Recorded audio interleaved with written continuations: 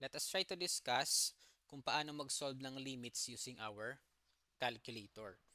Okay, so in this particular video, I am using Casio FX991ES Plus. However, this is no longer allowed by PRC. Okay, bawal na ito gamitin sa board exam, pati yung Casio FX570ES Plus. Okay, so I would suggest na kung bibili ka rin lang ng calculator, ito na ang bilhin mo, yung Canon F789 SGA. Okay, kasi sa lahat ng allowable calculators ni PRC, this is the best possible option that you have. Okay? Pero don't worry if I am using a different calculator kasi yung placement naman ng buttons ni Canon and ni Casio are almost identical. Okay, may minimal differences lang pero overall parehong-pareho naman yung looks nila. Okay, so kayang-kaya mo pa rin sundan itong tutorial. Okay, so let us start with number 1. Okay, by the way, before you solve, dapat nakaset muna ang calculator mo into regions. Okay, so malalaman mo kung naka-regions na siya if letter R na itong nasa taas ng screen. Okay, kung letter D yung nakalagay dyan sa taas, this means na naka-degree pa yung calculator mo. Okay, so para ma-set siya into regions, simply press Shift Mode. Okay, press Shift Mode. And then, gusto natin siyang iset into region, so press number 4. Okay, number 4 is region. Okay, and then you are good to go. Okay, so let us start with number 1. We have the limit of x minus 1 all over square root of x minus 1 as x approaches 4. Okay, so paano ba natin ito isosolve using our calculator? Okay, first step is i-input muna natin sa calculator itong given expression. Okay, so i-input natin yung given expression. We have x minus 1. Okay, so alpha x minus 1. Okay, so para ma-input yung x, press alpha and then x. Okay, and then minus 1. Okay, all over square root of x minus 1. Okay, so square root of alpha x. And then take note na yung minus 1 is nasa labas ng radical. Okay, so bago mo i-input yung minus 1, mag-right arrow ka muna. Okay, and then minus 1. Okay, so this is your given expression. Now, we are trying to determine the limit of this expression as x approaches 4.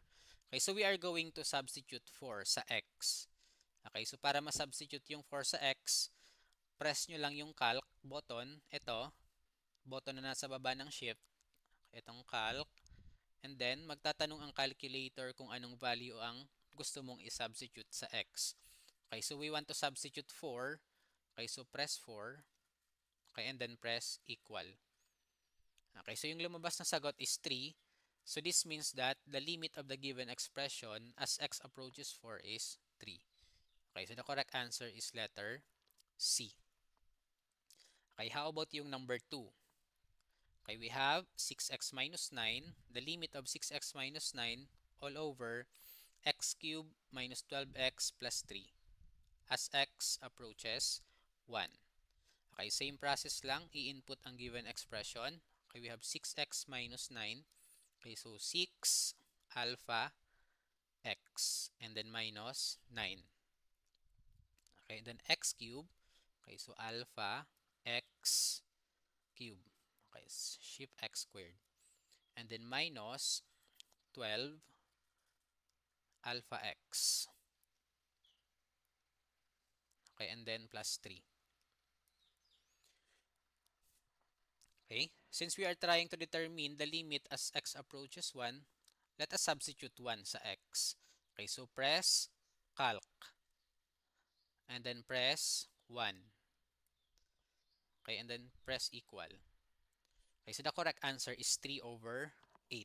Letter B. Okay, let us have another example.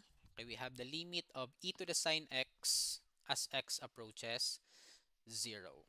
Okay, let us input the given expression, e to the sine x. Okay, para i-input yung e, Euler's number, press nyo lang itong alpha, and then yung button na katabi nitong answer sa left, itong times 10 raised to x. Okay, kasi nasa taas niya yung e. Okay, so alpha, and then itong button na ito sa baba. Okay, and then yung e may exponent na sine x. Okay, so raised to sine of x. So alpha x. Okay, then close parenthesis. Okay, so x is approaching 0. So let us substitute 0 sa x. Okay, press calc, and then x is 0. Then press equal. Okay, so yung lumabas na sagot is 1. Okay, so this means that the limit of the given expression is 1. So the correct answer is letter B. Alright, let us have another example. Okay, number 4, we have the limit of sine 4x all over x as x approaches 0. Okay, same process lang. Input yung given expression, sine 4x. So sine alpha, sine 4 alpha x. And then close parenthesis, all over x. So all over alpha x. Okay? Pero notice sa given expression na kapag sinubstitute natin yung 0 sa x, magiging 0 ang denominator mo. Okay, this means na magiging undefined siya. Okay, so if we try to substitute 0, okay, press calc, and then 0, yung lalabas na sagot sa calculator is math error. Okay, kapag lumabas ito, meaning, ang ibig sabihin niyan is undefined. Okay, so yung gagawin mo para hindi mag-math error, by the way, para makabalik doon sa previous expression, press mo lang itong left arrow. Okay, para hindi siya mag-math error, okay, yung gagawin natin is we are going to substitute a number that is very, very close to 0. Okay, kasi kapag 0 kasi, undefined siya. Okay, so let us substitute a number that is close to 0. Okay, so let us try to substitute, for example, okay, so press calc, and then x is, let us say na we will substitute 0.0001. Okay, notice na this is a very small number, and hindi siya 0, pero sobrang lapit niya sa 0. Okay, so this would give us the limit of the given expression. Okay, and then press equal. Okay, so may lumabas na ngayon na sagot, which is 4. Okay, so the correct answer is letter C, 4. Okay, so let us answer number 5. Okay, so we have the square root of x squared. So alpha x squared plus 12 and then minus 4 all over x minus 2. So alpha x minus 2. Okay, it is obvious na kapag sinubstitute mo yung 2, magiging 0 ang denominator. So magiging undefined ito. So when we press calc and then when we substitute 2, yung lalabas na sagot is math error. Okay, kasi undefined ang function when x is equal to 2. Okay, so we are not allowed to substitute 2. Okay, so let us try to substitute a number that is very close to 2. Okay, so for example, 1.99999 and so on. Okay, so press calc and then substitute x equals 1.9999999.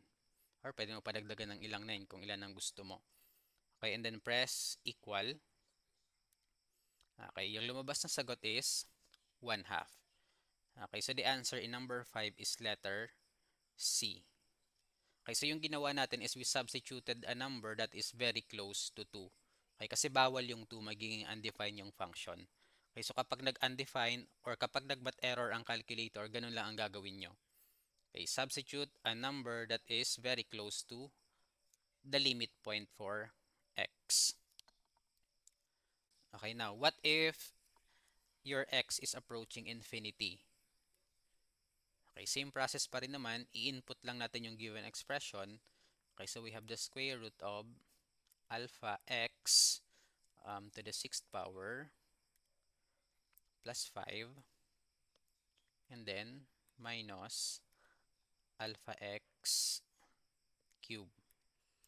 Okay, so that is your expression. Okay, now you would notice that x is approaching infinity. Okay, kapag x is approaching infinity, meaning yung x is getting bigger and bigger. getting larger and larger. Okay, so we can substitute a very large number. Okay, so press calc and then mag-substitute tayo ng malaking number for x. Pwedeng 1 billion, 1 million, or pwede namang ganito, 999999999 and so on.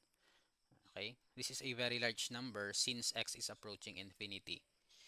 Okay, and then press equal. Okay, so yung lumabas na sagot is 0. Okay, so the limit of the given function as x approaches infinity is 0. Okay, so the answer is letter C. Okay, ganun lang kapag ang yung x mo is approaching infinity. Okay, simply substitute a very, very large number. Okay, last example, number 7. Okay, we have the limit of 1 plus e to the negative 2x all over 1 minus e to the negative 2x. Okay, so input natin itong given expression, 1 plus e. Okay, press alpha and then e. Okay, raised to the negative 2x, negative 2 alpha x. Okay, all over 1 minus alpha and then e raised to the negative 2x, negative 2 alpha x. Okay, since x is approaching infinity, pwede tayo mag-substitute ng very large number for x. Okay, so press calc and then substitute a large number. Okay, so 999999999. Okay, so this is a very large number, so this should give us an estimate of our limit. Okay, and then press equal. Okay, so yung lumabas na sagot is 1. Okay, so the correct answer is letter B. Okay, so this is how you solve limits using your calculator. Okay, so lahat ng problem na kayang isolve ng calculator, ipaubaya mo na sa calculator so that you would have an ample time para mag-solve ng mas mahirap na mga problems. Okay, so if you have any questions, okay, feel free to comment in the comment section below.